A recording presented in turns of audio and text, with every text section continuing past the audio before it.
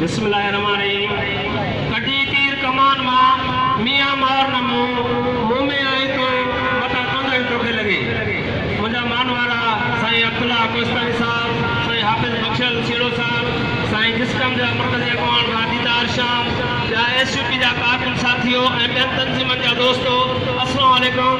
जी साईं जलाल मूशा दोस्तो, मूंखे अफ़सोस सां चवणो थो पवे त हिकु सिंध सुधारक, सिंध जी वॾी शख़्सियत जेका हर माण्हू जे दुख सुख में कमु अचे, उन ते ॿिए लिखे जो हमिलो थियो आहे। अॼु ताईं उनजा जवाबदार गिरफ़्तार न थिया आहिनि। SSP जामशोरो चवनि था त ॾाढो ईमानदार माण्हू आहे, त असां चवनि था त ईमानदार माण्हू त आहे, पर हीअ त ही जेके जवाबदार गिरफ़्तार छो न थिया आहिनि।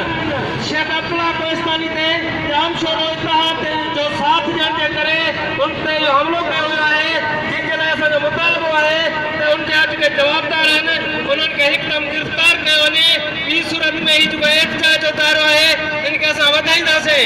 दोस्तो, काफ़ी अरसे खां ॾिसो था त इन ज़िले जामशोरे में तक़रीबन 10 खां 12 क़त्ल थिया आहिनि, जिन्हनि जो को बि जवाबदार गिरफ़्तार न थियो आहे। 30 खां 40 मोटरसाइकिलूं हींअर चोरी थी वियूं आहिनि, फुर थी वियूं आहिनि, उन्हनि जो को जवाबदार गिरफ़्तार कोन थियो आहे। मां पुछां थो त ही जामशोरो जी पुलिस कहिड़े तंजे सां रखियल आहे, कहिड़ो कमु कनि पिया जो हींअर ताईं को बि जवाबदार गिरफ़्तार नथो थिए। जामशोरो जी पुलिस पंहिंजो क़िबलो दुरुस्त करे सियासी